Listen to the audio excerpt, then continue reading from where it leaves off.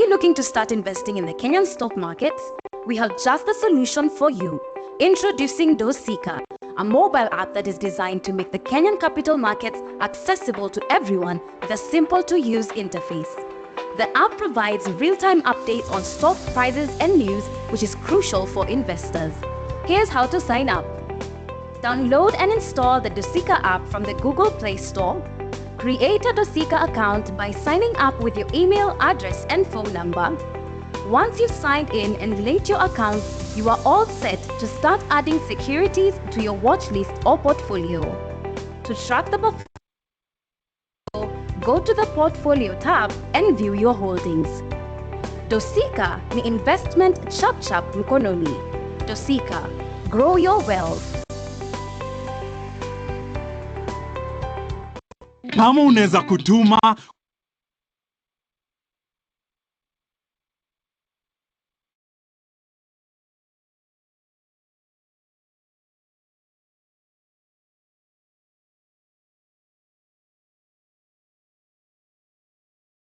think we have enough quorum for us to start. The rest will join us along the way.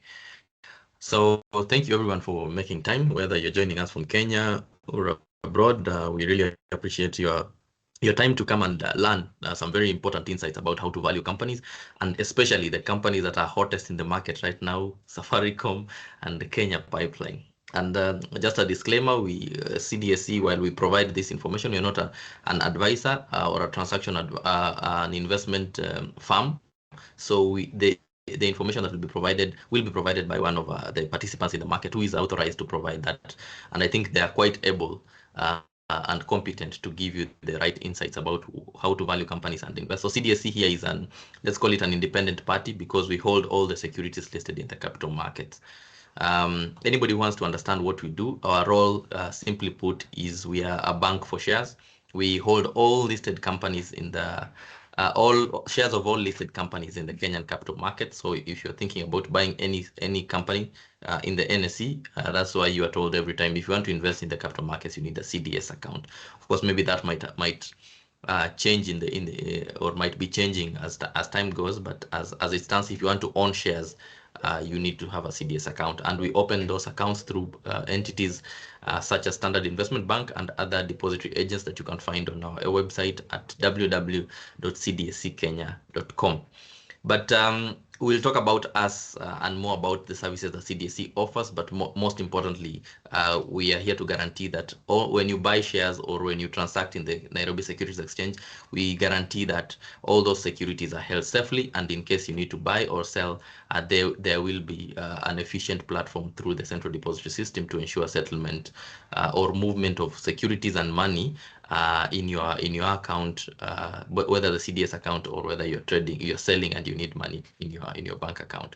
So yeah, that's what CDSC does. If you want more information, please follow us on our digital channels at CDSC Kenya.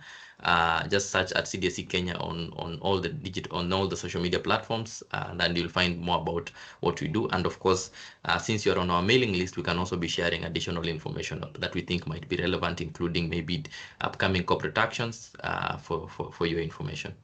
So I have a very good guest who is not new. If you've been following us or if you attend our webinars, he's not new to our channel, and we keep bringing him because he provides some very good insights, and the audience love him. So allow me to just welcome our audience. He'll introduce himself, and then we can get started. Wesley. Good morning, Steve. Can you hear me? Very well. Fantastic. Good morning. My name is Wesley Manambo. I'm a research analyst, been at it for 5 years and counting. And it's a new journey every day. I work with Standard Investment Bank, where I sit looking at coverage for non-financial companies. That would be your telecommunication, FMCG, oil and gas, investment holding companies, agricultural stocks, and the list goes on and on. And I'm privileged to be here today to take you through the journey. I should disclose earlier on that the goal of this is to make you informed and to know the processes behind the valuation bits. But in no way does this mean after this you can stand up and do valuation. we'd always encourage you to go learn more. But I hope this will inspire your curiosity and bring about that aspect of seeking to understand the market from a deeper lens.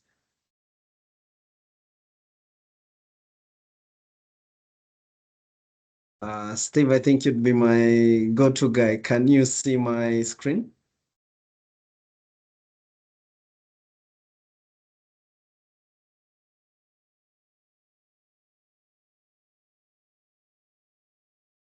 Hi, Steve. Can you see my screen? Sorry, all these years and I still find myself talking on mute.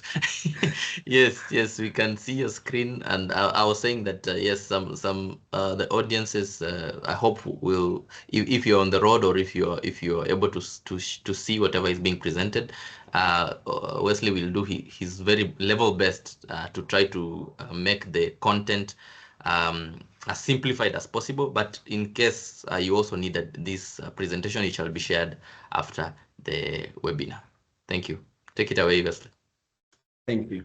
So this is more of a journey, a masterclass. It would be heavy, fast-paced, and quite intriguing from my point of view. Just a little bit of who we are, Standard Investment Bank. We are an investment bank that has been around since 1997, over 30 years now. Since 1995, sorry, over 30 years now. And some of our products and services include research and sustainability finance. We also do offer corporates advisory on mergers and acquisitions, be it capital raising or even coming into the market. We also offer fixed income and equities trading. We do have a global market desk under the Mansa X brand. And we are among the first with spearheading the inclusion and deepening of Sharia compliance under the SAB Najab brand, and also we do pension management. Some of our brands include Mansa X, Ricosib, SAB Najab, and Forefront. And now that we are looking into the market, I know not everyone has had the opportunity like we analysts to look at the market on a day-to-day basis. So before we talk about valuation, I thought it's of good to give you a recap of how the market performed in Kenya in 2025 and our outlook for 2026. We did publish a report earlier on last year, 11th February 2025 is when it went out. And the title for the report was Ride the Bull and Chart the Bonanza. Our view was that equities markets was set to be on steroids, and that did come to pass. We did the report under the famous quote by J.F. Franklin. He said, "A rising tide lifts all the boats." And we believe the momentum would actually spur across all sectors, and small cap stock was set to benefit the most. 2026, we expect to see spillovers in terms of the rally and investor optimism and increase in terms of their risk appetite. An overview of performance across the calendar years from 2022 to 2025 is on your screens, and as you can see, 2025 recorded a broad market performance under the Nairobi All-Share Index year-on-year perspective of 51.1%. The most important bit in terms of this broad market performance was the fact that the All-Share Index touched a high in November, that was in Q4, signaling that the rally was not more of a periodic, but it was sustained across the year. And from a technical analysis point of view, the technical traders would argue that by their candlestick analysis, that from a technical point of view, the rally is set to spill over to 2026 because optimism was sustained throughout the year. And now we as analysts cannot only bench on that, we have to go deeper to look at the fundamental drivers that might actually lead to the gravitation of that outlook of a bullish 2025. So for Kenya, we expect to see the GDP growing by about 5% in 2026. We are very bullish on the equities market, and we believe this is a year where investors should focus on fundamentals. We see the fixed income market normalizing as the yield curve trends downwards. And as we gear towards the election year, we should see some fiscal spending widening up. Basically, on inflation, we expect it to remain stable on the range of 4 to 5%. Now, narrowing down on the stock market, we are of the opinion that investors will maintain a greater appetite for risk. That means that they will be allocating more monies towards the equities market. Small cap stocks are expected to be the biggest beneficiary, as was in last year, and retail investors are expected to really spur up activity in this sector. New listings in general should tailwind the overall market performance. We have KPC, the ongoing IPO process, and by market sounding, we saw Family Bank positioning themselves to come into the market via listing by introduction. So these new listings should actually spur up activity. But it should be mentioned that we are not out of the woods.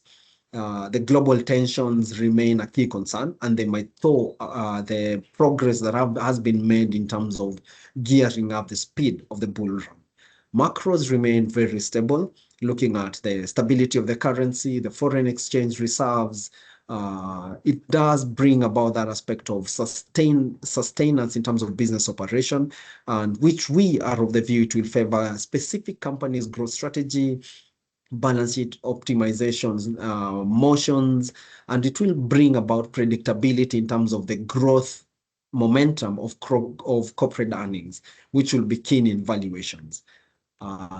Some of the key themes, just to put it out there, for 2025, we have 4. One is the risks that are out there, being the mounting global tension on polarization and even some military and proxy wars, which might see investors remaining cautious, shifting towards safe haven global equities. Those are the large cap global equities, and precious metals, commodities, and this in effect would affect frontier markets. We under the classifications of markets, we have at the top of it developed markets like the likes of the US, then we have emerging markets, the likes of China. In sub-Saharan Africa, we have South Africa, then frontier markets where we as Kenya, Nigeria, Ghana sit.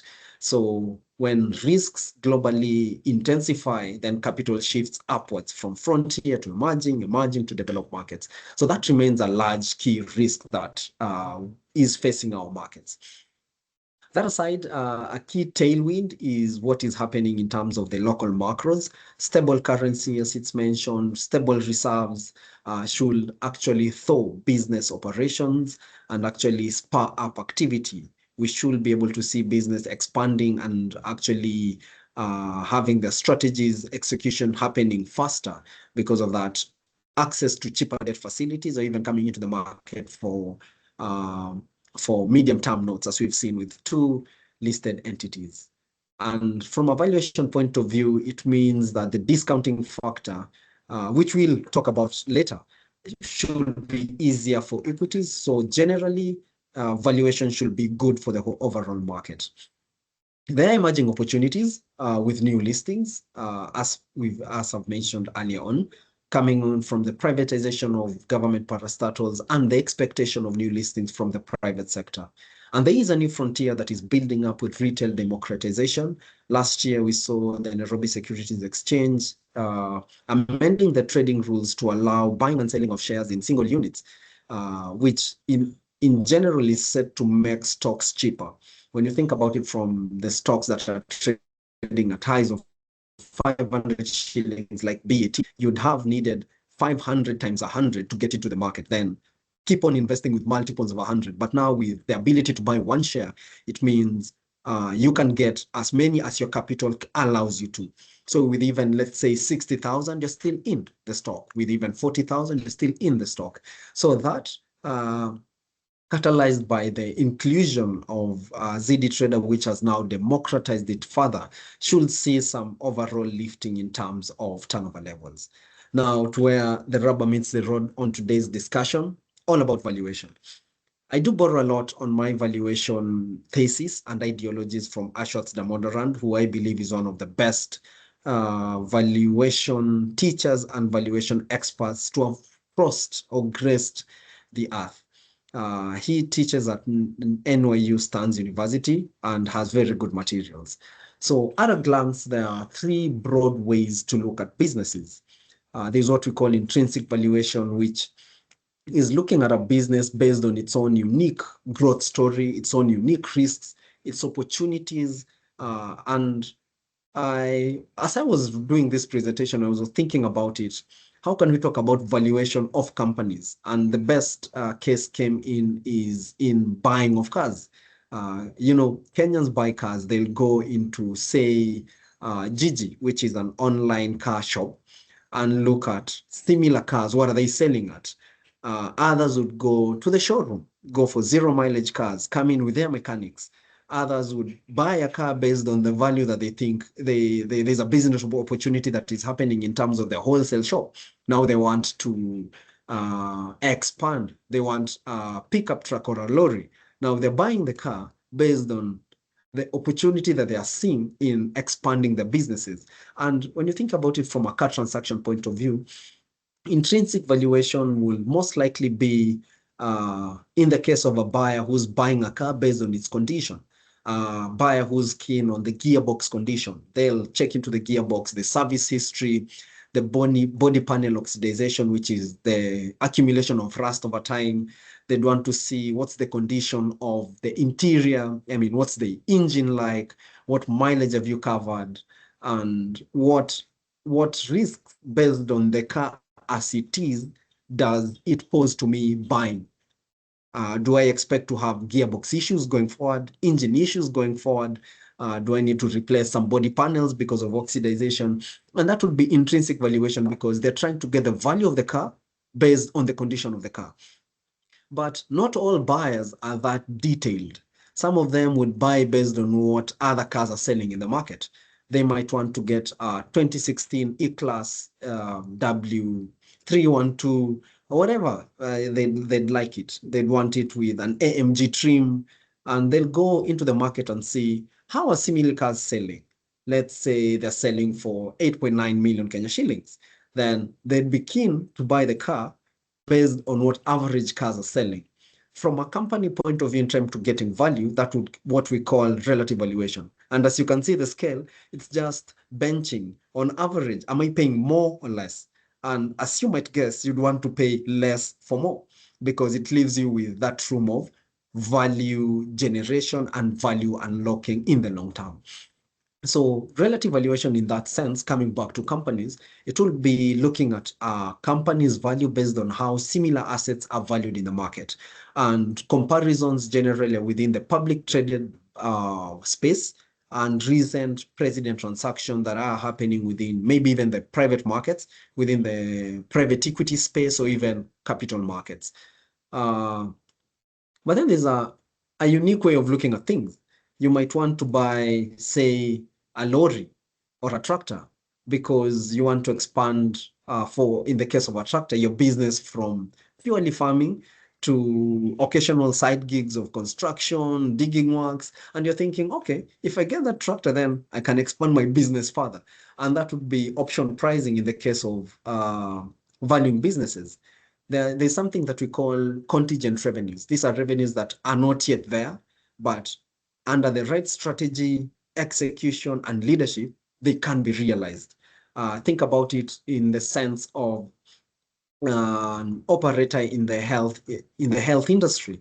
They have come up with cutting-edge technology in terms of treating cancer. They're waiting for that patent, which once they will be able to roll out this medication and these equipments to the end users, which is expected to bring in heavy revenues as time goes by. Now, we all know that that patent will hold value, right? But then how do we actualize this value? There are some methods that are set in place to actually work backwards. If you know the cost, if you know the lifeline, if you know the potential scale of revenue, you can work backwards to get the fair value estimate of its current worthiness to the patent holder. Or it might be a business that wants to expand, say, from oil and gas, and now it wants to get into the retail side of business, say, sell fiber Now that's a totally different scale. If you go and do your homework within the fiber space, then you'll be able to understand what costs look like, what lifeline of, say, fiber optic cables are. Most of them will need replacement after, say, 20 years. So if you set it down after 20 years, then there will be some very heavy replacement capex, capital expenditures that go into the business. So understanding that will help you get a sense of option pricing. And some of the famous methodologies that are out there in the market include on intrinsic end, looking at a business based on its ability to generate free cash flows and its ability to pay dividends, or its ability to generate income above the cost of doing business in that region. So looking at it based on its ability to generate income in excess of cost of doing business will be the the residual income approach. Its ability to pay dividends would be the discounted dividends. Its ability to generate cash as a going concern, it will be the discounted cash flows approach. But not all investors will have the time to put the work behind these models. Some of them would want to just compare to similar businesses. If you are selling me, say, ExxonMobil, I want to know Saudi Aramco, PetroChina, what are the multiples in different markets, or even narrowing down to the same market, or say, yeah, for the example of Kenya Pipeline Company, I'd want to see other pipeline businesses, maybe in India, transporting LPG or others, some upstream crude oil, or even downstream petroleum refined products. How are the trading multiples like? Because they're close, pretty much the same. And there are very many approaches. Tempted to say a million, but they are not a million.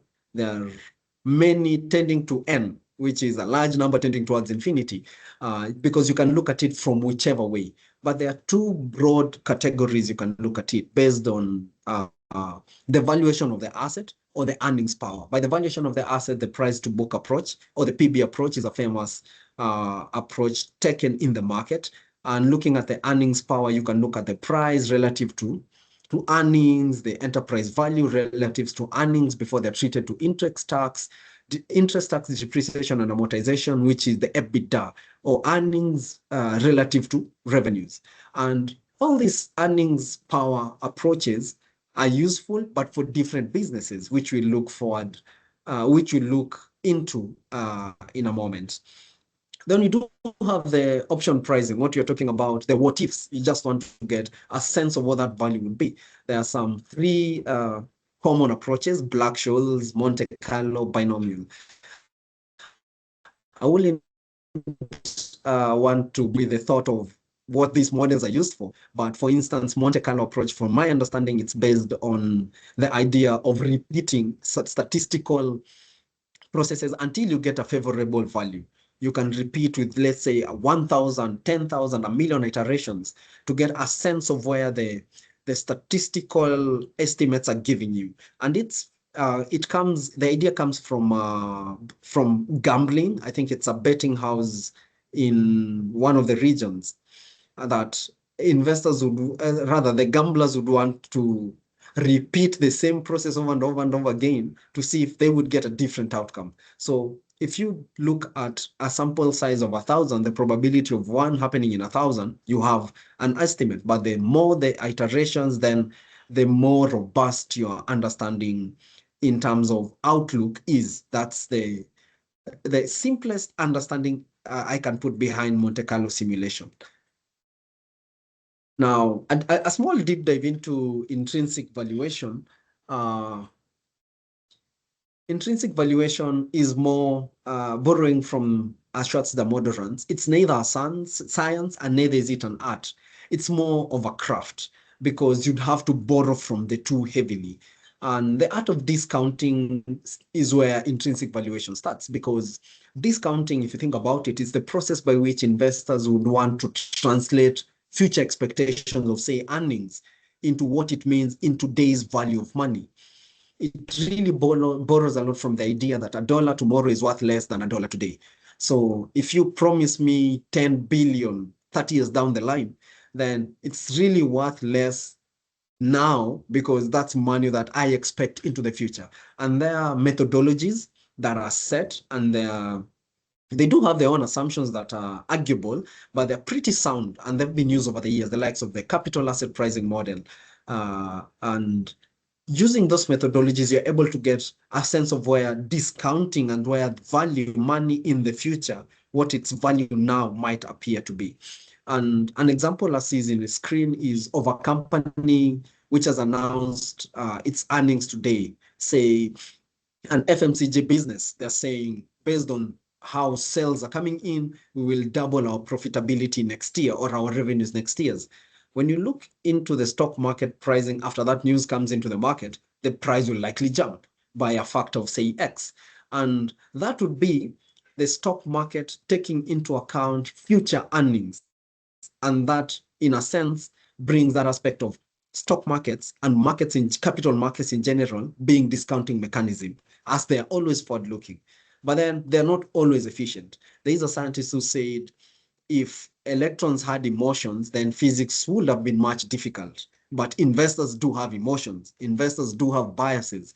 And there's a whole field in finance called behavioral finance that actually goes to study these biases that investors have, which in essence leads to market inefficiencies.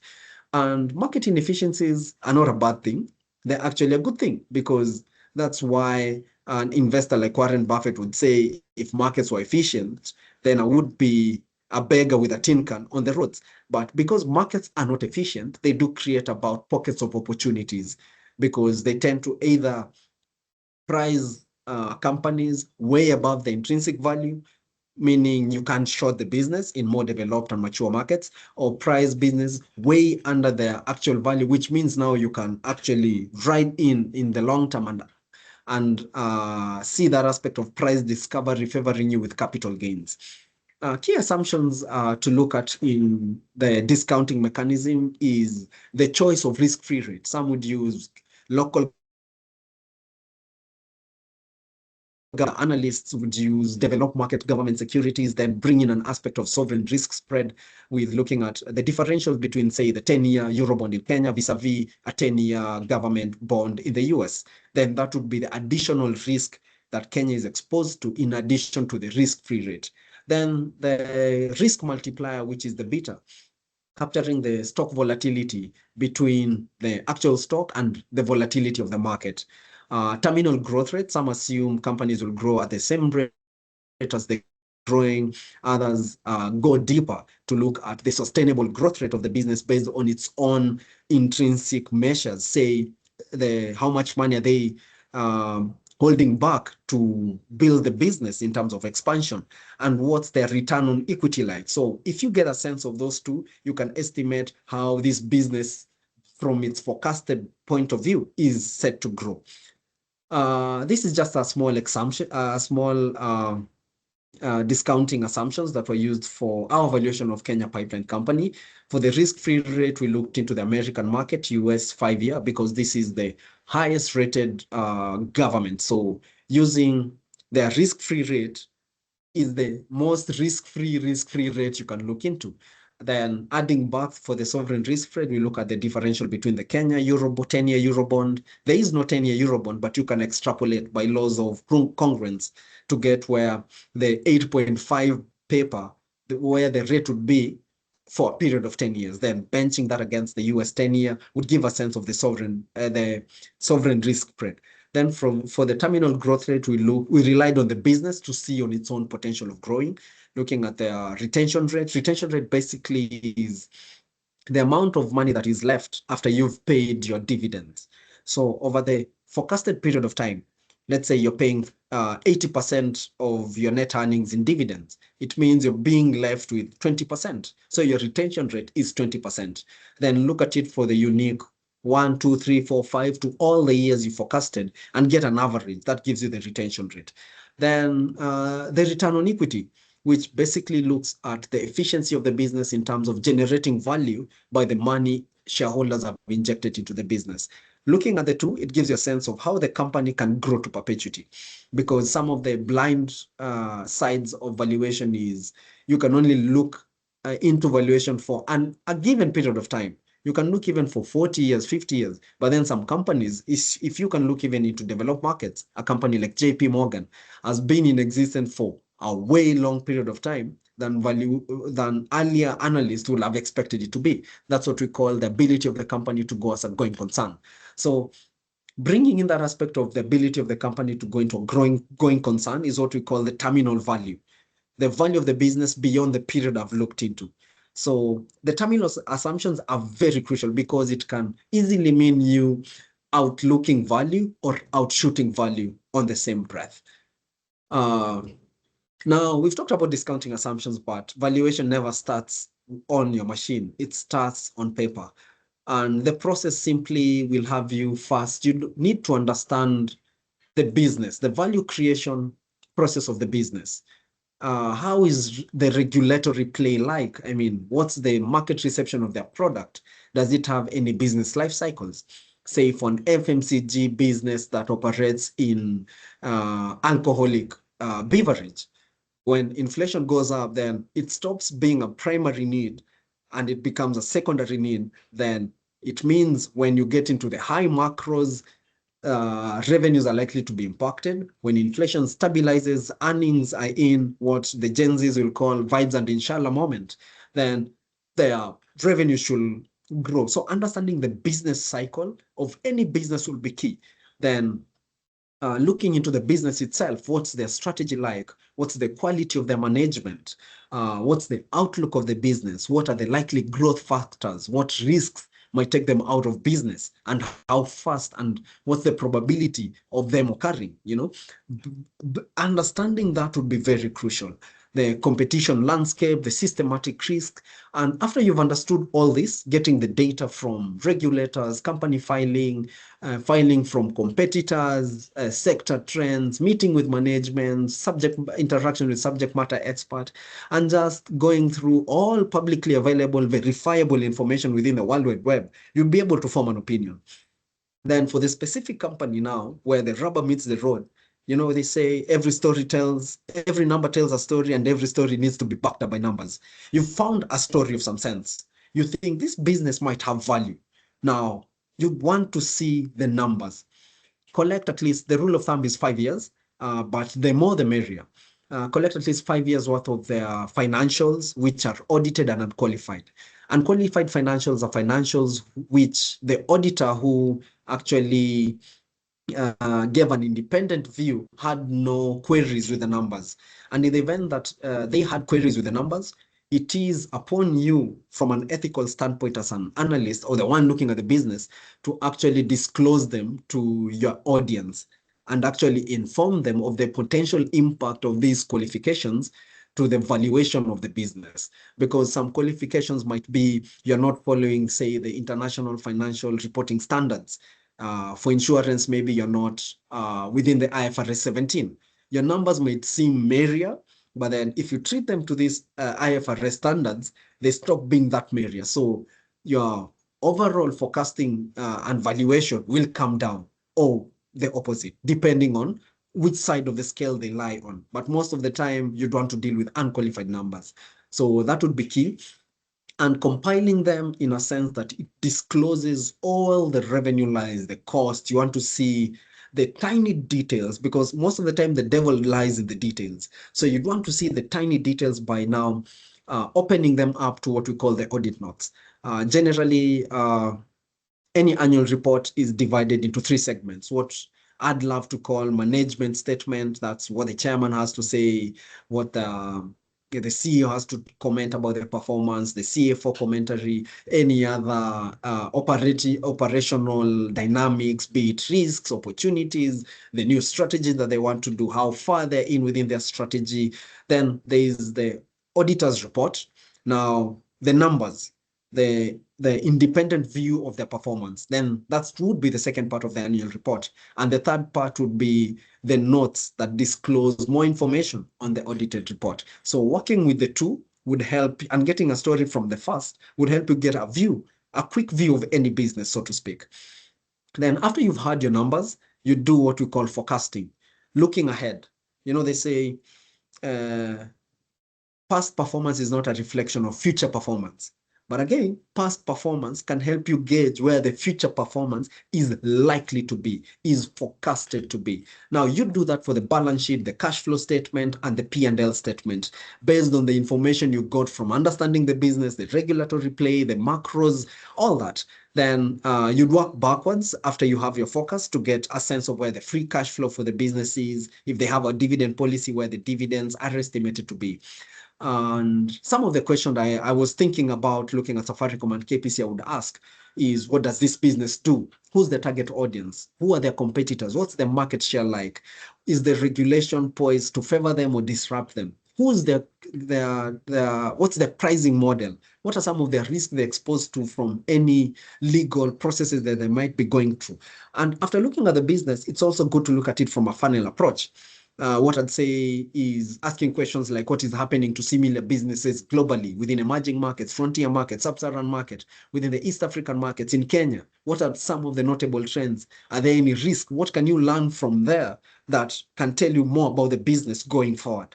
And some tend to be spurious. Spurious tends to be correlations that look similar, but that's so far-fetched. For Safaricom, some of the sources would be Communication Authority, the CBK, GSMA, annual reports of Safaricom or Vodacom or MTN, earning call with management, regulatory developments, interaction with subject matter expert within the industry, marketplace visit. You want to see what's the mobile money environment like. Go down and see for yourself how the buyers and sellers are interacting. That would be for sure. And thinking about the two businesses, generally, from an intrinsic point of view, there are two broad classifications: a pure play, which is a business that operates in a single sector, and a business that operates in multiple sectors or owns businesses that operate in different sectors, what we'd call the conglomerate, or a businesses with multiple division. When you look at a business with multiple division, in this case, Safaricom, it does operate within tower holding business. They do GSM, which is the telecommunication business, data, voice, SMS, and even you can argue selling fiber optic within the GSMA. Then they do have a financial services division.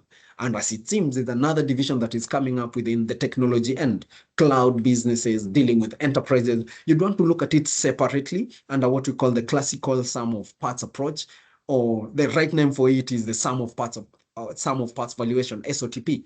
But for pure play, which is easier, you just look at it as is. You'll use the consolidated numbers to look at the whole business. So for KPC, I'd be less interested in trying to know what's the revenues from diesel, transporting diesel, petrol, jet A1 fuel, home kerosene, the DPK. I'd be less interested in that because it's generally under the same tariff reviews, under the same consumer segment. I'd look at the business as a whole. So that's valuing a pure play. You look at it as a whole. A conglomerate, you have to break it down and look at it at an individual level. Some of the approaches in intrinsic valuation include discounting cash flows, which is looking at the hard cash that is left, the real cash that is left after business has met all its costs and its needs for investing and expansion. What is left? What's the value of the business? Then you can treat that down to the near-term debt, the cash that they have, and get a sense of where the book value of equity, or rather now what you'd call the fair value estimate of the business, is estimated. And just to make you appreciate the art of valuation, there is a lot that goes behind the scene. We've talked about forecasting of revenues, cost, the debt, and there is an understanding that is required. A prerequisite is a deep understanding of financial statements and statistical forecasting approaches. The two tend to be very crucial if you're looking at cash flows.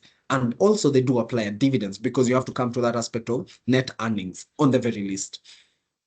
For dividends approach, you'd want to know the dividend payment policy.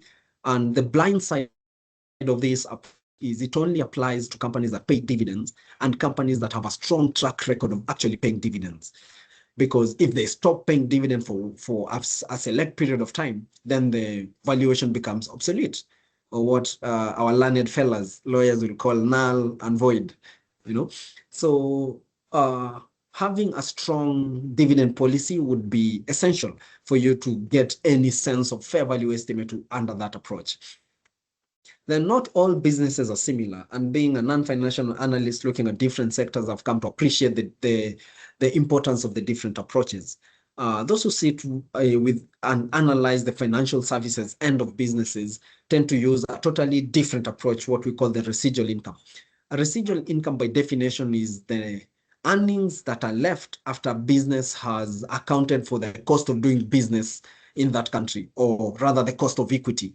So the residual income approach would apply for the financial services and industry like banks, which their raw material is cash and their product is cash, because their raw material is deposit and their product is loans and investment, say in government securities or any other cash generating asset. So they're dealing with cash and they're getting cash. So it tends to, when you look at it from a cash flow perspective, treating it for actual cost might be quite blurry, or you might actually overshoot some metrics or underlook some metrics. So a totally different approach under the residual income would apply for the financial services like banks and insurance. And again, you'd have to appreciate that an understanding of financial statements and statistical forecasting approaches is a prerequisite. I've given a small valuation of a bank that we were looking at, a listed bank within the Kenyan space, and you had to get what we call the equity charge, which is now the cost of doing business in Kenya, then adjust that for the money that they actually made. And as you can see for this bank, most of the money actually lied within the terminal value. So the value of the business, the cost of doing business in Kenya for this period of time, for this bank and forecasted, based on its earning capability, was higher than what they were generating. But then looking at it to perpetuity, that's where the value of the business lied. That's just an example of residual income. Now, the other alternative way of doing valuation is under the relative valuation approach. And the two broad classes are looking at it from an asset perspective or an income generation perspective. Under the asset perspective, as I was thinking about it last night and how to present it, the price to book metrics borrows a lot from the old balance sheet equation, asset is equals to liability plus equity. It simply reimagines it from a shareholder's point of view, where if you rearrange it, it will read what you owe, what you're worth is what you own less what you owe. And that does make a lot of sense for any business holder or anyone wanting to understand businesses, because generally you'd want to know what's left after I've paid all the debt and I've removed minority shareholding from the business. And price to book borrows a lot from that balance sheet equation. You can see from the A is equals to L plus E, you just rearranged it to remove the minority, looked at it from a per share perspective. Then on a price basis is where the price to book comes in. From an earnings momentum point of view, you have the price to earnings, the enterprise value of our earnings before they're treated to interest, tax, depreciation, and amortization, earnings to revenue, and they're applicable for different businesses that may be operating at different points of their lifeline or even under different circumstances. For instance, the price to earnings is most applicable for mature businesses that are consistent in terms of generating stable earnings and tend to have lower debt. Because before you get to the net earnings, you have to pay debt. And if they are mature and stable, then likely they're just dealing with replacement capex. They do not have any heavy capital expenditure projects. So depreciation and amortization does not manipulate the net earnings heavily. So PE would apply for sectors like banks that are operating within a certain region and they're mature, retail businesses, and any other business you can think about it that is mature and has stable income and very low debt. This would apply to Safaricom, for instance. When you think about the Kenyan business, for the longest time before they went into Ethiopia, it was operating on very low gearing ratios. PE would be a true reflection of the earnings momentum of the business. But then not all businesses shy from debt. Some sectors actually operate on debt. When you think about it from an MTN, medium-term note perspective, we saw a manufacturer that within the Kenyan space, they offset their medium-term note to come back for more because the sector they're operating in is in need of heavy cash. So understanding the capital structure of a business that tends to skew towards higher gearing levels, that is higher debt appetite, then an EV over EBITDA multiple will be a good metrics. And most of these companies generally tend to be in the manufacturing space, energy space. Think about airlines, think about utilities. Most of them tend to be very happy with intake of debt to sustain their going concern. So you'd appreciate the fact that I've called them a yardstick, because this is valuing a business based on how other businesses are operating, which might not be a true reflection of the business, because you might look at it from general risks, general growth stories, maybe say compare Safaricom, which has had a great story, to another company within the telecommunication space that has not had a great story. Then the company you'll be benching it to this success story, you'll tend to get better multiples and a better sense of valuation than actually what its intrinsic value might actually be. And the vice versa is true. You might compare a star to a dog. Under the BCG matrix, there is, in our friends in strategy, there's something they call the Boston Consulting Group matrix, which tells where business lies. It has 4 quadrants: the dog, the star, the question mark, and the cash cow. So generally businesses start as a question mark. You don't know where it's going, how its profitability would be. Then it becomes a star, where now the growth story is very certain. Then as it grows, there's a much of growth you can get to. It matures to become what we call a cash cow. Then if you're not careful with cash cows, the cost will outweigh the revenues. Then it will become less profitable, thin margins, it becomes a dog. So when you think about it, where the company lies even within the BCG matrix, for instance, would tell you which metrics to use. And for a company that is a question mark, it would be a startup. Imagine a startup in a sector like a subsector like AI within the tech sector in the US. If you want to get a sense of relative valuation, you'd use the EV over revenue, because there's a high probability they're operating with negative EBITDA, negative earnings, they're still loss making. But then the sector, the selling power, the growth in terms of sales might be reflective. When they grow, when they become that star and that cash cow, then likely there might be some essence of profitability. So such kind of question and that understanding would be crucial on which metrics you'll favor from a relative valuation point of view. I did use some screening of data that I did for Kenya Pipeline Company via the Bloomberg terminal I pulled for all operators. The oil and gas sector is divided into 3. We have the upstream, midstream, and downstream. Upstream deals with crude oil, or rather exploration projects, extraction of crude oil, getting that LPG, natural gas deposit. That is upstream. Midstream deals with transporting the refined end, or that natural gas, to the consumer. And downstream would be now you getting that petrol in your car at the pump station. So you can see you're having companies that are pure upstream. They are dealing with exploration, others pure transportation, others are purely in the downstream, and others are cutting across all. They transport, they're into business. They can transport, they are into exploration, and you'll find them at the pump station. So you'd appreciate that within this sector, the peers are not entirely peer-to-peer. You'd have to find the closest within the fruit basket. You'd have the citrus fruits, right?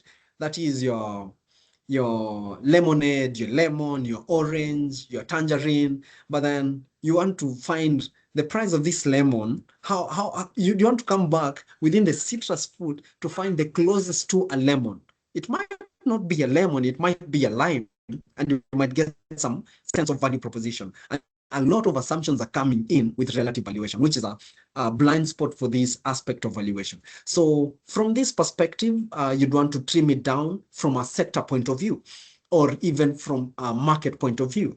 the metrics or even access to debt within developed markets might not be the same for frontier markets. It might mean even the interest payments are not similar. The operational dynamics are not similar in terms of even access to the last mile or even competition and depth of penetration. It's not the same in the US as it is in, say, India, or in India as it is in Ghana. So you have to look at it from a sector perspective, the closest possible, from a market perspective, the closest possible. So screening it down from all those peers, I'd want to look at the ones that are within emerging markets. So any companies that are in developed markets, I'd screen them out, then remain with emerging markets. And I'd remain with emerging markets because there were no peer-to-peer comparison within the frontier space. I'd want the frontier market space because that's the closest we can get to the Kenyan market scene. So screening it down from a sector, from a market perspective, I'd remain with emerging markets. Then within the emerging markets, I'd want players who are operating exclusively or are dominant within the midstream segment. So how you stream would be key in the value you'll get. There are some who have valued KPC, for instance, based on the peers, quote unquote, peers that they get within the NSE segment. They compare, say, Kenya Pipeline to Kenya Power Company. One is in oil and gas, another is in electricity distribution. That's comparing a mango to an orange. Okay, they're all fruits, but I think you get the point. So that will be your relative valuation. And the last and the sweeter part of it would be option pricing, which would be trying to get value of revenue lines that are not yet visible, but clearly under the right strategy, under the right management, under the right opportunities and market evolvement, they can be materialized into real earnings. And the short of this, to put it into perspective, it might be the difference of a farmer choosing to buy a cow rather than a bull. One farmer might argue, I only have, say, amount X, which can buy a bull, or I can add a little bit more money and buy a cow, which this cow can give me calves down the line. Then I'll have more in my farm. So he's looking at what we call the embedded optionality. The embedded optionality in a cow would be the calves, or even monetizing milk produced as a revenue line of sorts. That's the whole essence at a glance of the idea behind option pricing. And for this process to come to light, there are some things that you need to understand. One might be, what's the lifeline of the project that you're looking into? What's the commencement date of that project? What are some of the costs that will be used to actualize this project? What are the estimates of the revenue lines? And remember terminal growth, talking about its ability to go to perpetuity. What's the terminal growth for the forecast period vis-a-vis the lifeline? There's a period that might be left. Say you're looking at an upstream oil and gas that are using those oil exploration machines, some of which tend to last even to up to 140 years. So you can project earnings for 20 years, 10 years, or 5 years, but you're left with another 125 years of its value generation. Terminal growth will come into perspective for that. And then what are some of the expected annual cost of this project actually delaying? Because you'd want to know the standard deviation of how these earnings might be like. And under the right statistical understanding, the likes of the Black-Scholes model would be very crucial. And just to put it to perspective, for Kenya Pipeline Company, we looked at the Line 7 proposition, which is the to be new pipeline to be set from Nairobi to Mombasa. That's almost 450 kilometers, the distance. 1 kilometer of pipeline within the emerging space and frontier space tend to consume about $1 million to $1.5 million per kilometer in capital expenditure. So 1 to 1.5, and the distance, so you can get the capital expenditure. On the lower end, on the higher end, bull-based best case, you can estimate that. Then on average, pipelines tend to last for a period of about 20 to 25 years. Some even 30 years in the LPG segment. So the lifeline, when the project is to start, because for that 450 kilometers on average, looking at the timelines of construction within the emerging space, you find it takes 5 years, 4 years, 3 years. Then you adjust that backwards. Then you know the cost of this money being expended via the cost of equity. It's being expended. What cost is it costing the shareholders to spend it while it's not generating value? So that if this project delays, what's the cost of delay of this project? Then you do have an understanding of throughput revenues. This pipeline will earn revenue through throughput. That is the volume that it transports. And you can even estimate its capacity utilization of its lifetime. For instance, for the Line 7, we assumed 80%. That means over the 20 years, only 80% of its capacity will be used, which is a fair assumption because they might not be operating at 100% all the time. Maybe out of 24 hours, they might be operating at 22 hours, 23 hours, or even maybe 21 hours. But then when you average over of its lifetime, you can assume safely 80%. That was our assumption. With that, you know the cost, you know the lifeline, you know the timelines, you know the expected revenues, you can get a sense of where value is. And for this project, we estimated its value at about 44 billion. Same understanding with the LPG business, we had a value proposition of about 45 billion. If they are to go into the storage of crude oil, right now, you know, with the developments in the upstream, now they're talking about the new, once Talo sold its right to Gulf are talking about transporting crude oil from Turkana to Mombasa via rail instead of pipeline. And Kenya Railways is becoming a key player within the midstream crude oil transport and midstream player in a sense, so to speak. But once the oil gets to Mombasa, it's almost a no-brainer that it will need to be stored before it's shipped out to the last consumer.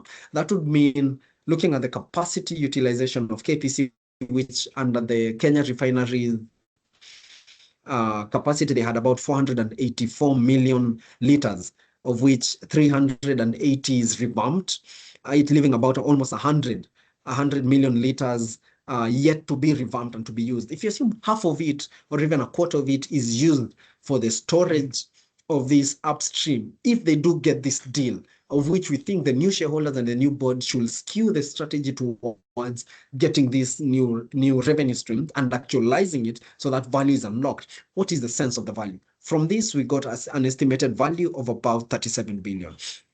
And the same went over and over again, all the way down to LPG, if they are to light up the dark fiber for a cost of 800 million, looking at what other tier 2 players like Seacom are pricing in data.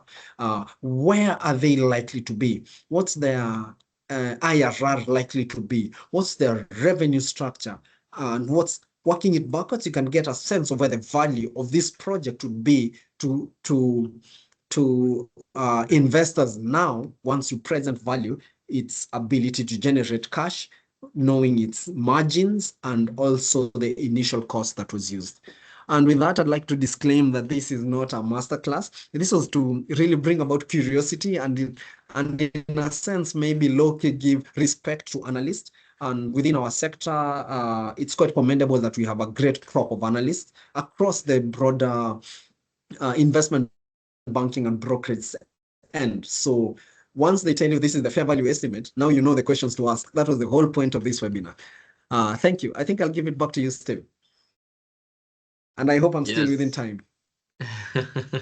Yes, Wesley, I think that was quite punchy and loaded, really. I'm sure people will need to go back to this webinar later to just try to understand what exactly the different valuation methods are, how they can apply not only to KPC or Kenya Pipeline and Safaricom, but maybe the companies that they are interested in, whether they be in the insurance, financial services, manufacturing, and all that, and all those different companies that are listed in the Nairobi Securities Exchange. So yes, and indeed, like you said, the most important expectation or the most important objective of such sessions, though they look technical, is usually just to get the investor, who is you and me and everybody here, to know which questions to ask when they are trying to value a company, so that you don't go and buy a company just because a politician has said it's a good or a bad buy.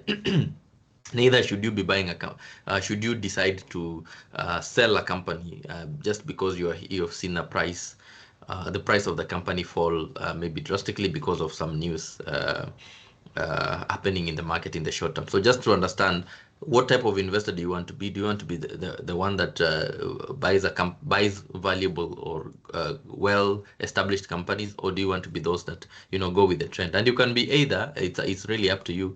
But we want to just give you that ability to not be a value investor and then end up operating like a trader in the market when you because you don't fully understand how the different things happen in the market, especially when it comes to valuing a company. Because like you said in your earlier presentation, the main reason you're buying a company, or the main reason you're investing in any business really, is so that you can get benefit from the upside. And I don't know if it's you who said, but there's this saying that you make money when you're buying, not really when you're selling. So if you really don't understand the value of a company, you might end up paying very expensively for a company and struggle to exit at a good price. All that to say that we have appreciated and learned quite a lot from this session, and now we're going into the Q&A with our audience. And I'll just like to encourage each one and every one of you, please post. This is now the time for the questions. For those who are raising their hands, please. We could not interrupt the presentation to address any questions. So please, right now is the time to ask any question regarding the valuation that Wesley did. But I have a question, Wesley. With all these insight that you've shared, I think of myself, or a party or anybody in the audience who is thinking, wow, those are good numbers, but my word, how much time do I need to spend to understand all these valuation methods? What would you say to an investor who is just thinking, okay, these things are good, but I don't have time to do all this? What can you tell them as now they also want to invest in the capital markets? Because remember, you are an analyst, that's your day job. But maybe I'm a doctor, I just have capital, and I've been told NSC is the place to be in 2026. In fact, you yourself said NSC is the place to be in your 2026 outlook. So what do I do if I am just and I want to understand these things, and I've joined this webinar, but I don't think I have the time to really go into doing all those valuations? I am smiling. Yes. Because it depends my paycheck. So the easiest way would be to reach out to the nearest brokers. They do have analysts like myself, and even way better than myself, who would actually take you through the investment process of different companies with a different value proposition. If you do have an aspect of time, then it's keen to join master classes like this, where you can get a sense of understanding of the questions to ask, or the time you get that valuation report out by your broker house, you'd want to know what to spot out for, to really know what were the assumptions used, because right now I believe if you've been through the call from the beginning, you know the questions to ask. What were your assumptions in terms of costs? What were your assumptions in terms of revenue? What was your thinking? What if say Starlink comes into the market? What does that mean for Safaricom? What if tomorrow there's a blanket ban on importation of fossil fuel cars? What will that mean for KPC? Have you factored that into your valuation? Those are some of the questions that you'll be asking. And if they have not, you'd want to know what we call the three cases in any scenario analysis: the best case, the bear case, and the worst case. You want to know what's the best case. If everything goes in as planned, and what's the base case? If it goes in as it's going in other regions, and as it has been happening for the company historically, or what is the worst case, when all the unexpected become actually expected? So the whole point is to know what questions to ask, and even to do maybe relative valuations of sort. You'd find, because of lack of depth in frontier markets, which is a systemic issue. It's not a Kenyan issue. Go to Nigeria, Ghana. All frontier markets have a systemic issue of lack of depth in penetration. You'll not find peer-to-peer comparison. What you'd say, comparing, say, KPC to Kenya Power. Okay, they're all fruits, but that's a mango and a watermelon, they're in total different classes, of fruits.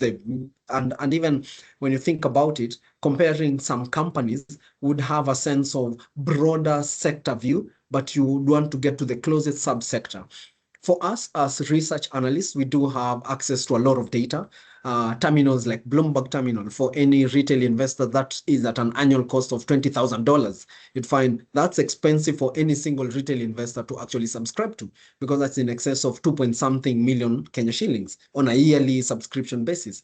But for us as brokers, we do have access to these tools and data sets so that we can make it easier for you. So the easiest possible would be get to that trusted broker house.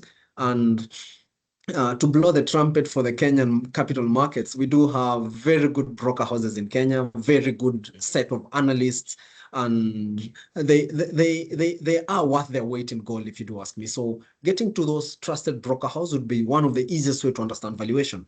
But where the rubber meets the road, it all boils down to you. You know, what I've learned in my years of practice is someone who wants to buy will buy, regardless of what you tell them.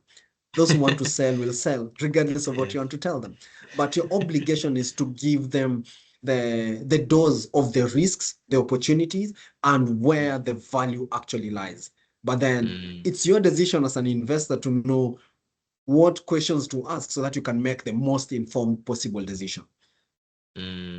Yeah, that's true. And that to summarize, you're saying if you don't have time, then that's why entities like you exist, and any person in this audience who does not have a stockbroker or does not is looking into the capital markets and you're not really sure how to enter the space, please, you are free to engage Standard Investment Bank and their team. There are several comments on the chat, and I'll just go through each one of them so that we can move faster. Somebody asking about standardization. Have you looked at international valuation standards or are they covered in your presentation? Please answer, Charles. It goes without say. It's more of a prerequisite to valuation. For instance, our approach to do the sovereign risk spread in terms of discounting assumption. Those are valuations that are used in private markets, in developed markets. That's what the likes of Goldman Sachs would use. So we do a lot of benchmarking with international standards and even study a lot of what is happening within the academia space, with mentioning the thought leaders like Ashok Damodaran. What are they thinking? How can we apply something? Say, right now, there's no inclusion of sustainability risk in terms of discounting. But then that's something we as a researchers are thinking. How can we bring this into the blending so that we see if you're investing in a company that is not sustainable, then there's a risk that it might be out of business in the long run because sustainability is getting traction. How do we include that back in? So you can't think about such thought leadership without actually blending in international valuation standards. Yeah, that's really true, and I would imagine that everything that we do, especially in the investment space, usually is benchmarked to international standards, because the financial markets, unlike more other professions, usually everything has to deal with what is happening in the global markets, even as you come and apply them locally. Even these valuations are done benchmarking even with other international what are they called, transactions that have happened in different industries. I have an interesting question here by Ali, and I think his question or his concern, if I read it well, is that he's saying that it then seems like valuation is like the practice of legal practice, in the sense that different valuation methodologies come with different will give different variables, and any quote-unquote expert in the share price can give you any like, if you, it's like he's arguing you could play around with the numbers and get any valuation that you want. So how do you want to respond to Ali, especially given that also we've seen different investment bank houses give different valuations for the, let's say, the existing Kenya pipeline IPO? How do you harmonize that and still say that okay, there's this standard way of doing valuations, but then still arrive at different prices? You know, they say numbers don't lie, but those who are behind numbers might lie. So he does have a point, because your choice of, say, metrics, let's use the case for Kenya Pipeline. Yes. Or rather, let me use Kenya Power, let's say an energy company that has a lot of debt in its balance sheet. Or even a manufacturing like EABL with a lot of debt in its balance sheet. If I want to, the choice of multiple are used from a relative perspective might determine the outcome.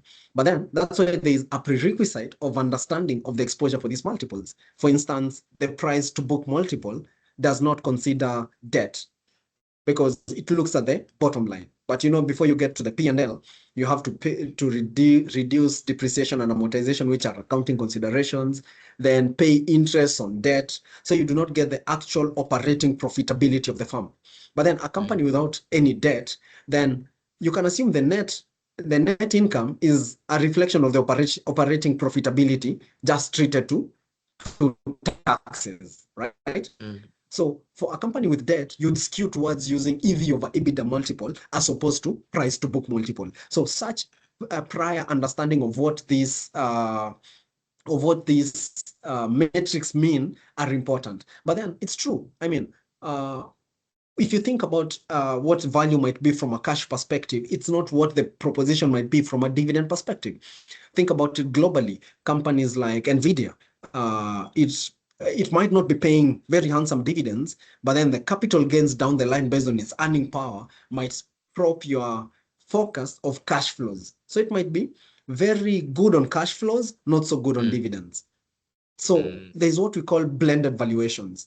We believe no one metrics tells a complete story. So for any valuation, like I've shown you, you'd want to use as many applicable and rational as possible, then get a fair view of all of them. So I'd look at the discounted, what is the value estimate by cash flows, by dividends, let's say by the residual income, by the price to book, by the price to earnings, by precedent transactions, then look at option pricing, then bench it all on a weighted analysis. And it would be what a doctor would do, I presume, when they get your age, they get your bio data, but then they bench you against, let's say for you, Steve, you look quite young, let's say 25-year-old men, right? They look at your data against 25-year-old males, but they'll come and see, okay, that's quite broad enough, right? Let's see males who are athletes. You'll find there's a skew in data or sample that they pick that will give a specific outcome.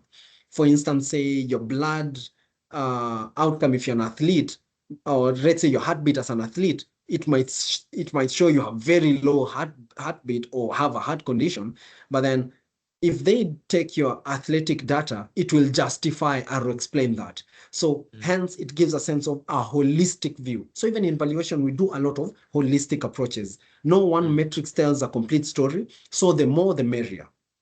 Yeah, that's true. That's true. The more the merrier. And look at all those valuations, and you'll notice that there's always a middle ground.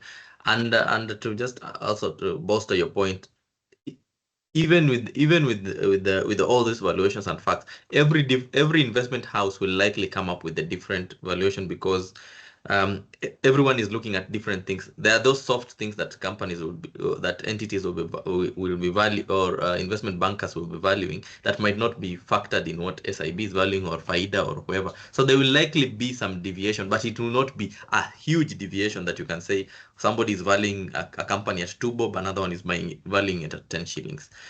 So yeah, let's run quickly into these questions. So CPA Harrison had raised his hand.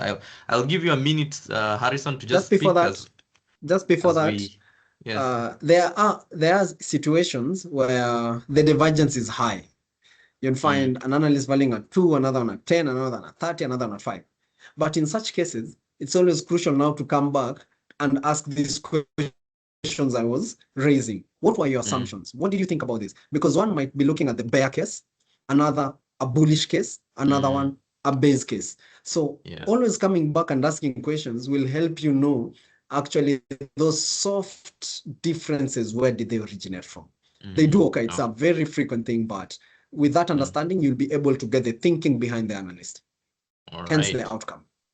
Harrison, do you want to raise your question in a minute? Because we have several coming in the chat and I want to ensure everybody's taken care of. Yes, for sure. Good morning. Morning. That was a very good insight and I've learned a lot. Just a quick question. We have seen that political statements, for example, by the US president really affected the stock market generally. We saw a general decline in the market.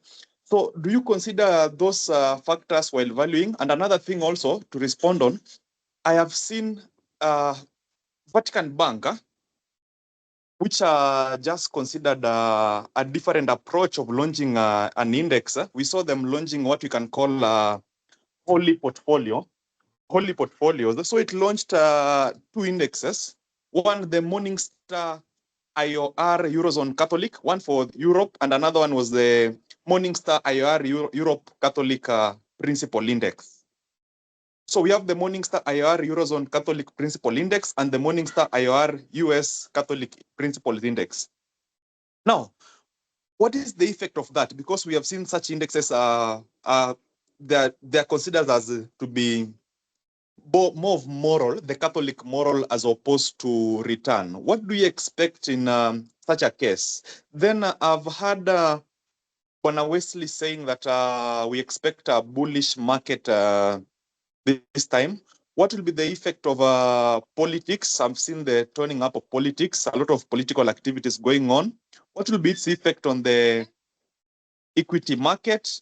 And finally, what do you think will be the effect of pulling more retail traders through ZD Trader? What will be the effect of pulling more retail investors into the market, given that they'll not have the ability to value these shares? People may make decisions based on emotions, and the market trends are not opposed on the fundamentals. If you can comment on those ones, then Thank you, okay. Harrison. Thank you. Thank you, Harrison. I hope you've gotten the questions. I think there are like 4 questions. So if you could go through them. Thank you, Wesley, Harrison. I've gotten your questions. There's only one that I didn't get clearly. I think I was breaking. On the factors to consider when doing valuation, like what Trump is doing, there's something that we call markets being discounting mechanisms. Generally, markets price in these risks immediately, and that's part of their operational dynamic. So in the discounting assumption, something like the risk-free rate on assumed more risk going forward will reflect a higher discounting factor. So all these factors are accounted for by the thesis of discounting.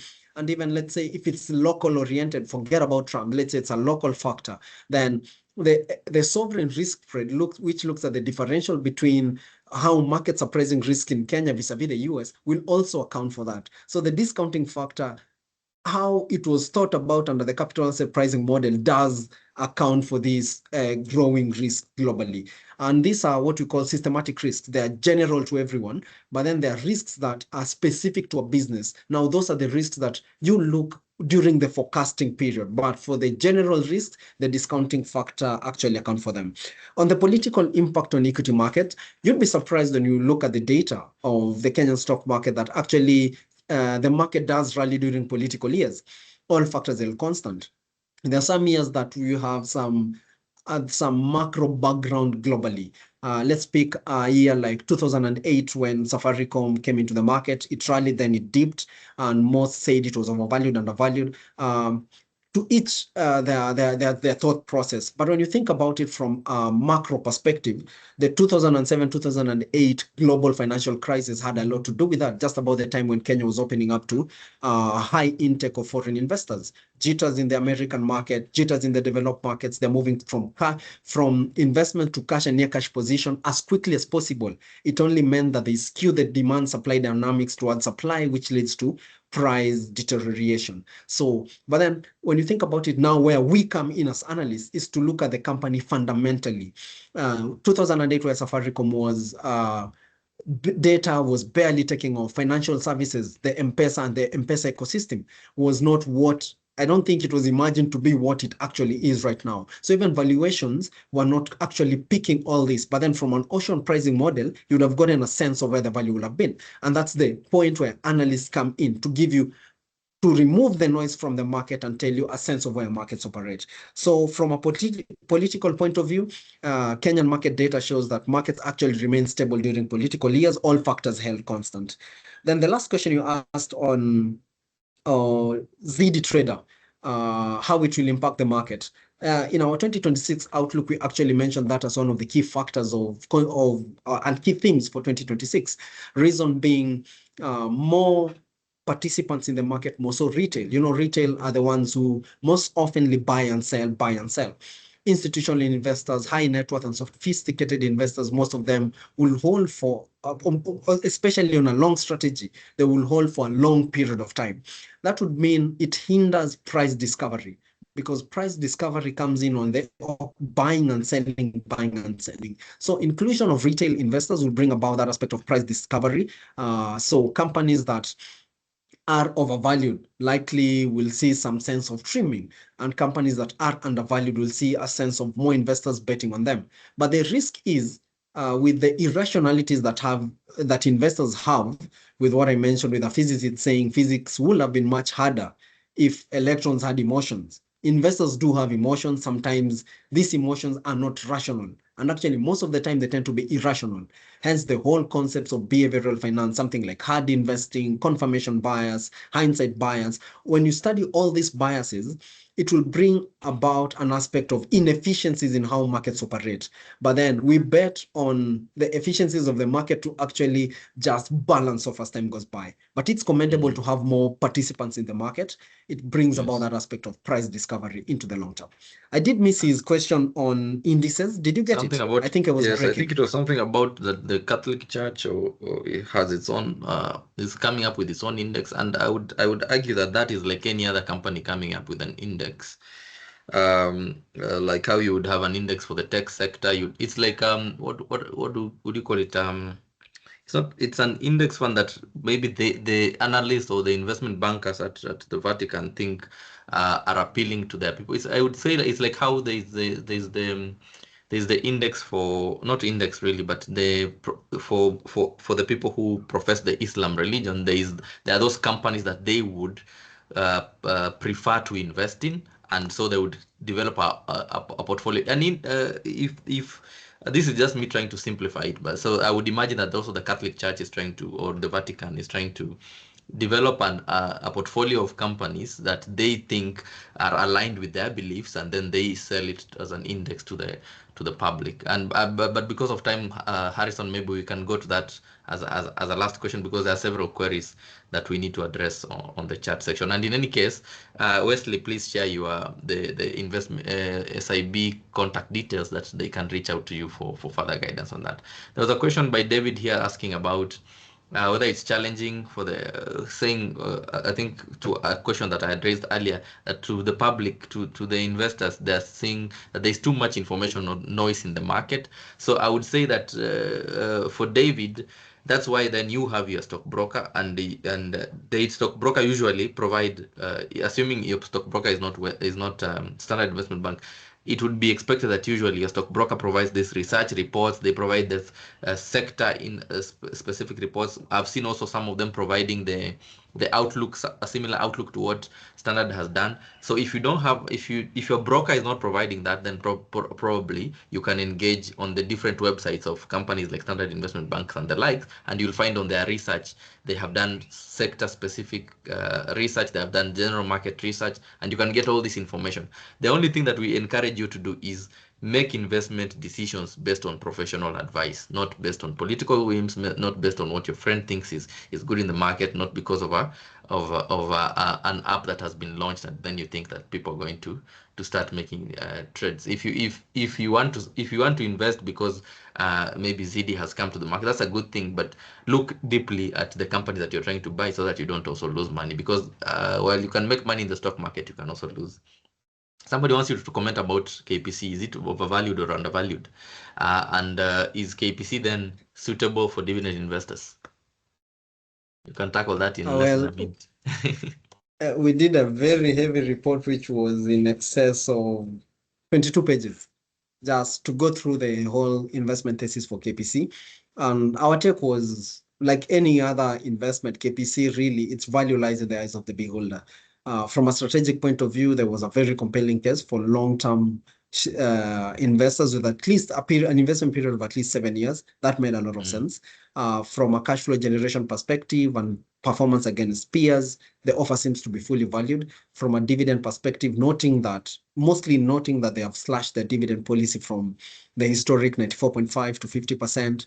That would mean dividends will be impacted in the short or near term. Maybe markets will price that in. Hence, and even from an opportunity cost perspective, just within the capital markets in Kenya, they're better value proposition from a dividend perspective.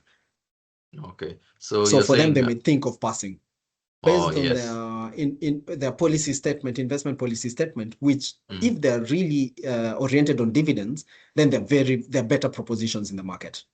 Yeah. Okay. So there you have your answer. And I think, again, like we said, if you're still in doubt, you can always reach out to Wesley and his team.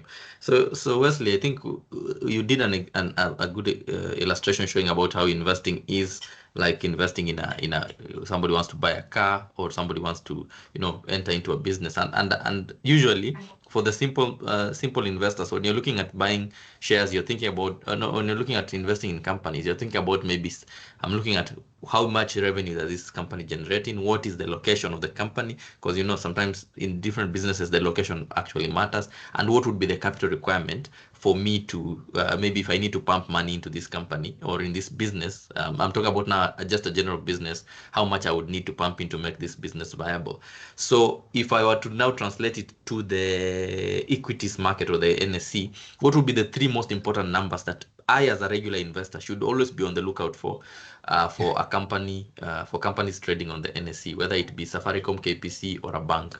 What should be the three most important numbers that when I see or when I hear they are announcing results or somebody's talking about it in the market, I should always be focusing on? One number is cash. They say cash is king, cash never lies. You might be profitable, but with negative cash, I don't get it, So cash flow statement, what was the cash closing position? That is very essential. Second is the net margins. How are they turning revenues to profitability?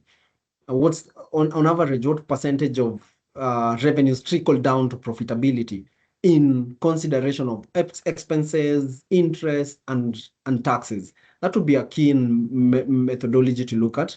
And the third is return on equities. I know two are ratios, one is a number, but return on equity tells you how efficient the business is in generating value with the money you shareholders gave it to them. So those three methods, those three numbers are very crucial, in my view. There are many more, and more tell a different story. Yeah, so focus on the cash. How much cash is this business generating? What is you said margin, net margin? Basically, Net margins, how efficient is the farm? Yeah, how efficient are they in converting revenues to profitability? Yes, and then the return on, is it equity or assets? Return on equity. Return on equity, and you can find those numbers usually in the financial reports, or again talk to your stockbroker, and they'll provide you. Again, going to these questions, you're getting questions all the way from our social media platforms, so I'm just combining them so that we can ensure that everybody who is listening is also covered. So now you talk about you see again this question about I'm a retail investor, I don't really understand about all these valuations. They're saying, why can't I just go to NSE and buy companies that I like and use every day? So this guy is saying, I use Safaricom or I bank with KCB. Why can't I just go to the NSE on my platforms, Dosika, ZD, Standard Investment Bank app? Why can't I just go to the platform and say, I use KCB every day. I'm giving them money. See, let them also give me money. What would you answer that? That's a very good question. And there's a webinar we once had a while back with you, and we are talking about why people invest. Some invest because they associate deeply with companies, or they love what they do. They love their social responsibility into the communities they live in. Others purely for cash, others for dividends. But then the main reason we exist as analysts is to help you remove guesswork out of investing, so that we'd like you, yes, go for KCB, but know what you're getting into, know what value proposition lies. So, because at the end of the day, most of these companies are good, but in a market, there's always better. So you'd want to know, and that's what we call opportunity cost, the cost of taking one instead of the other. So what opportunity cost do you have in investing in KCB as opposed to, say, HF Group? Just as you make that decision, you make a more informed decision. So ours is to help you make the more informed decision and make you aware of the risks, the opportunities, and also in general, just to remove that guesswork out of investing. Okay. Somebody again on this story of KPC. Remember, by the way, for those who are tuning in, today is the last day if you want to participate in the Kenya Pipeline IPO to do it. But again, a question on Kenya Pipeline.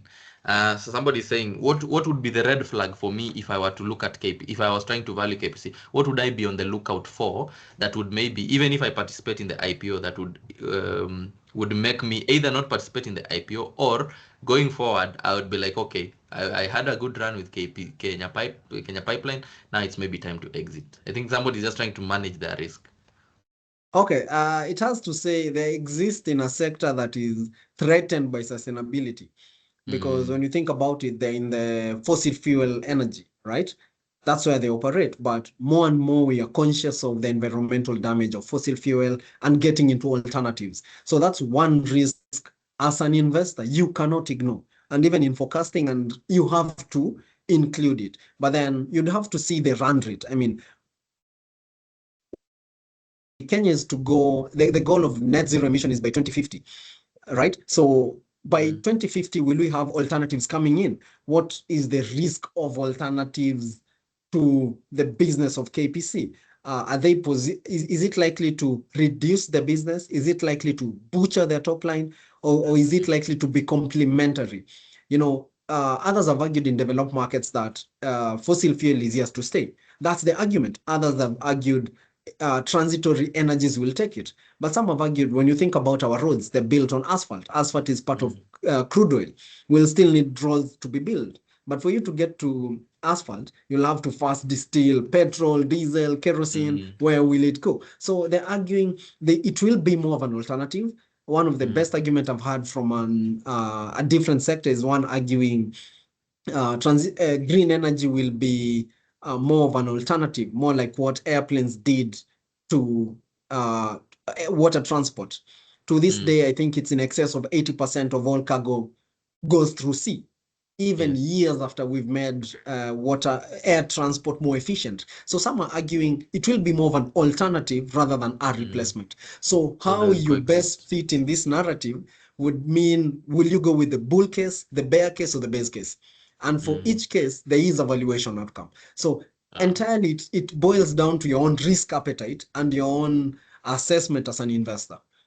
Yes, we also but that will be a very key risk to look out for. Yes, well, if things change, and I think that's why the markets are meant to be as efficient and as liquid as possible, because if things change, the price usually always reflects those changes. And I think another thing that maybe one would be on the lookout for would be how management executes the strategy. Because in an IPO, usually they sell the story, which is that we shall, and I remember even in the Safaricom IPO, they were selling a story that, we are an efficient entity as we are right now as a telecom, but we are planning to expand in these regions. We're planning to do 1, 2, 3. So if Safaricom had M-Pesa and it had fiber and whatever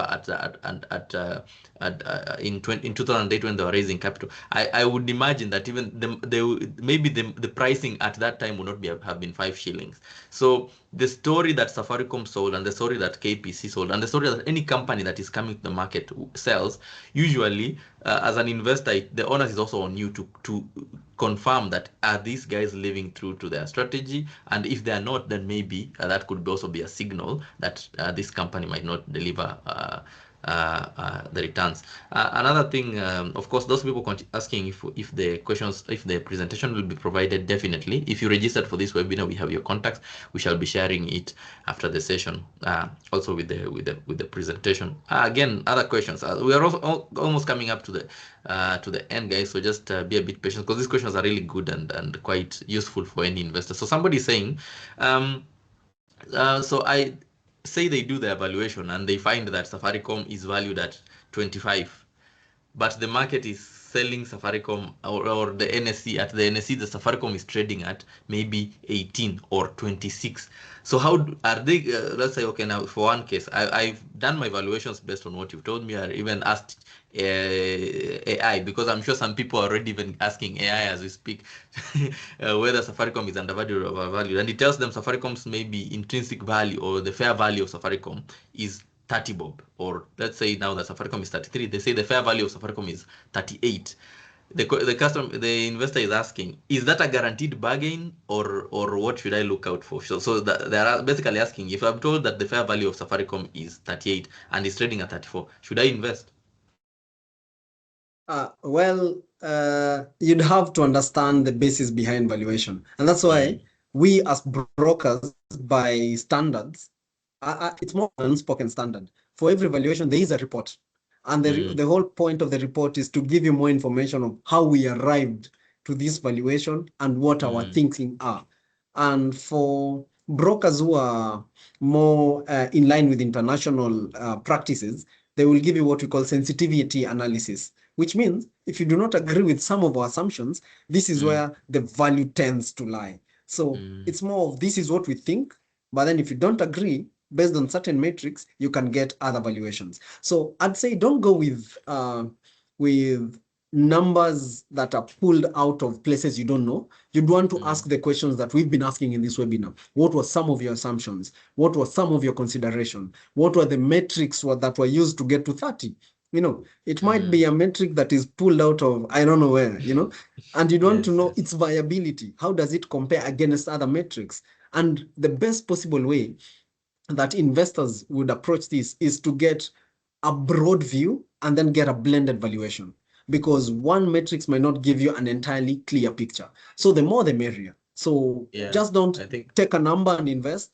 Ask the tough questions. Where did this number come from? What metric was used? Get that metric. What assumptions were used there? What was your thinking behind this?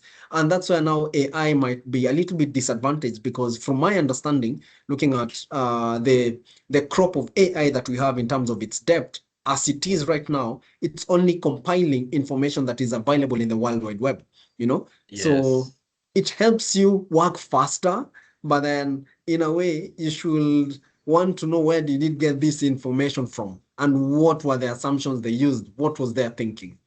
That's actually very apt, because I know for those who have done tested valuations given by their stock brokerage houses or investment banks and then went to AI, for the most part, AI will give you would maybe look at just one factor, maybe the intrinsic value, because some of these things, like AI might not know or might not be up to date with what ZD is doing and why that is important for a company like Safaricom, or it might not be able to relate with how ZD's transactions might affect transactions at the NSE and the NSE's profitability. So and you have to continuously pry and continuously challenge those platforms, because sometimes they'll guess a valuation and they'll give you, and if you don't have the right questions to ask it, you might also be very informed, because this thing that we've talked about, mostly the options pricing bit, where you are trying to look at I would say even the soft things, some things that are not maybe as clear as you would find in an annual report, but maybe because you have interacted with management or you see how management executes the strategy.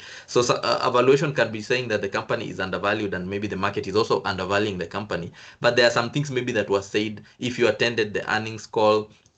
Maybe a company is entering a different business and this company's ability to execute in any industry. Those things might be missed by an AI platform, and that's why, again, use AI for just to get a fair understanding of an industry, and even maybe to understand what is PE, what is this Monte Carlo, what is all these valuations. But always go to a report done by experts, because those will also cover those soft things that, again, like Wesley has said, justify why they valued a company at a different price. And like I said, it is not a must that you become a value investor in the stock market. You can decide that you're just playing on technical analysis. And again, that requires its own, expertise, because when you're just playing on pricing and candles and those different metrics, RSI and all that, you also need to understand what those things mean and if they signal a buy or a sell. So any approach you decide, whether you're going to be a technical investor or a fundamental or a value investor, ultimately you just have to understand and know the tools that are required to make you efficient in that investing. And fortunately for most investors, technical analysis might not be the best approach, because most of you are living or are experts in different industries, so you might not have time to go and analyze and track those counters on a regular and almost real-time basis. But if you understood how to value a company and you knew that this is what the let's say the fair value of a company is, then even as you're implementing your investment strategy and buying regularly, you would be certain that whether the price moves by 5 shillings or 2 shillings or 3 shillings, at the end of it all, does this still align with the fair value of that company? And as a long-term investor, you will buy at highs and you'll buy at lows. But if you are consistent and you buy the shares or the companies at a price that is fair, which is guided by your stockbroker or investment bank, you should not.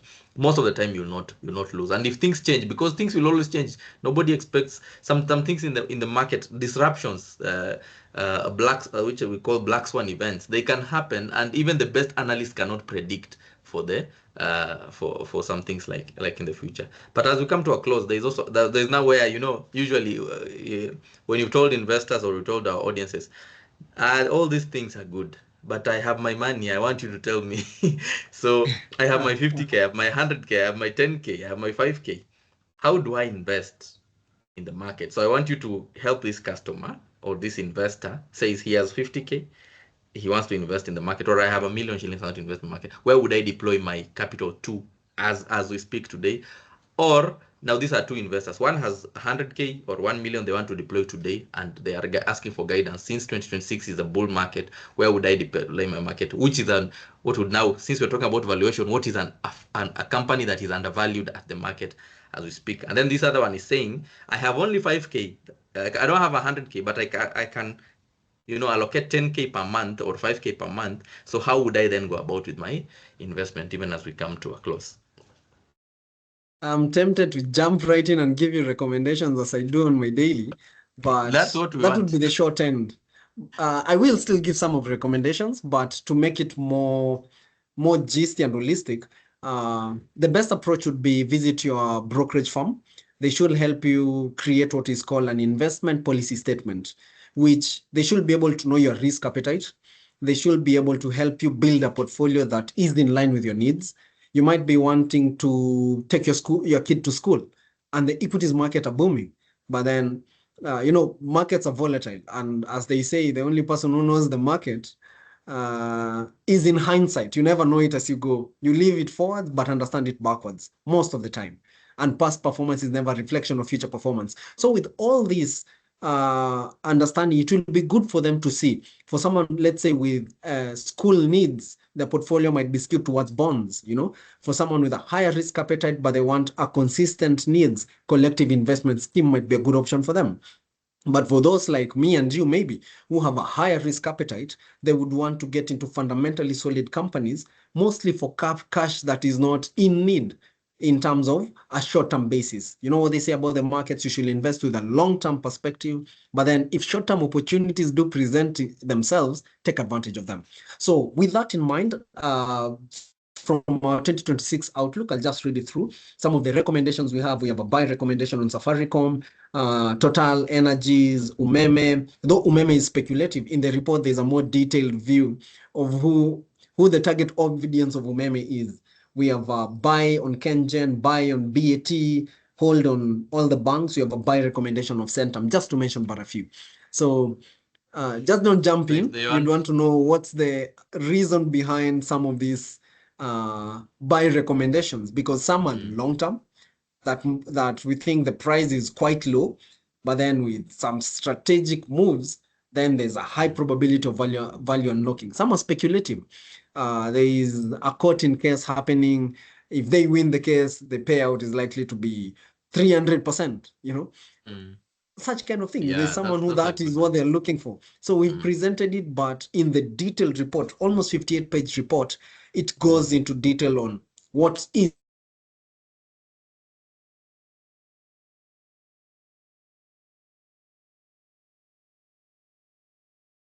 risk appetite and even hold horizon.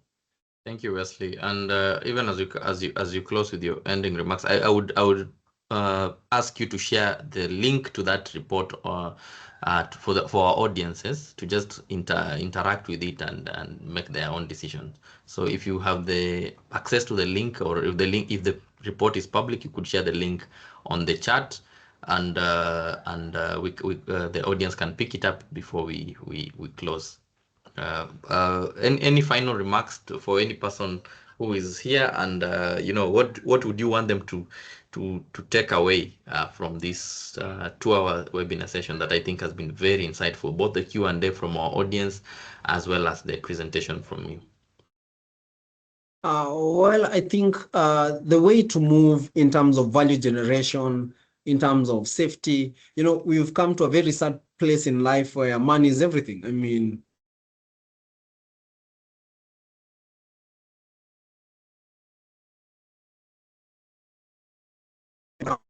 wood and I think I hung for a minute. Am I back? Yes, we lost you. So maybe All you want to right. start again. We were at a sad place.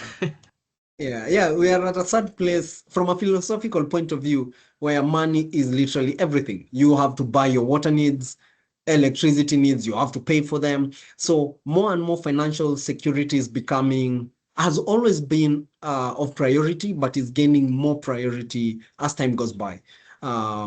So moving from the point of consumer mindset to ownership mindset will be very crucial for the audience, yourself, myself included, where we can get into cash flows, earning capabilities, where we own assets that are actually valuable. You can sell for capital gains, you can get periodic payments, and even if it's not within the equity space, within the collective investment schemes, money market, within the bond market, we should move to that point where we are conscious and moving from consumer to an investment.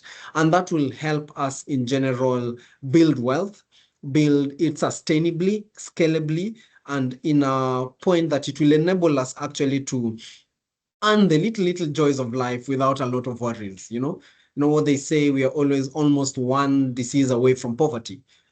We are always one job loss away from poverty. So investment should help you hedge against this real risk that may actually actualize in life. And in your investment journey, I've been an equities analyst. I'm an equities investor myself.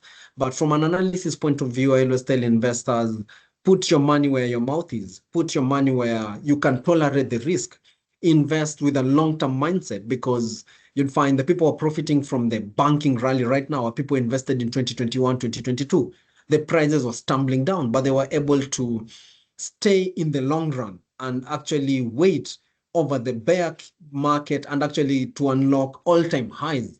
So come in with a long-term perspective. The market is rewarding. It's Warren Buffett who said the stock market is a mechanism of transferring wealth from the impatient to the patient, because in the long run, most of the time, the stock market news is good, mostly for fundamentally solid companies with good management and strategy. Their earnings should actually reflect positively as time goes by, as they remain stable.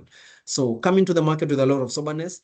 Ask the tough questions to your analyst and your brokerage houses. Don't go easy on the buy and sell recommendations. Seek to know why and actually be part of the investment process. Just don't be a consumer of investment advice. Be actually part of the process of investment, right, by asking the tough question and understanding why they recommend this and not this. Yeah, that would be my closing remarks. Thank you very much, Wesley, and thank you everyone for joining. For those who want to participate in the IPO, because we've seen some queries, you can also, I've shared with you the link there for the eIPO channel. You can also dial *483 *816 hash. I've provided that information there, and you go through the application process. Remember, today is the last day for applying for the IPO. And for those who don't understand how it works, there's an IPO is the initial public offering, which is the first time the company is providing that share to the public. After they do that, then the shares now get listed on the Nairobi Securities Exchange, and they can be availed for trading in what we call now the secondary market. So in case you want to still participate in the IPO, but you don't have the resources right now, don't worry. It's not like after the IPO is closed, the opportunity will still be available in the secondary market, and hopefully you will have digested this information and you'll be in a better place to decide whether it's time to buy or to sell those counters. Again, for those who are asking for the recommendations and the reports about how to position themselves for 2026, Wesley has shared that insight there, and we shall also share it when we're sharing with you the presentation. But other than that, it has been a good session. Thank you again, Wesley, for your time, for your insights, and for breaking down how to value different companies. Again, thank you for our audience for making time to be with us, and hopefully you shall take action on the information that we sell to you, that we share with you. Happy investing. Good day.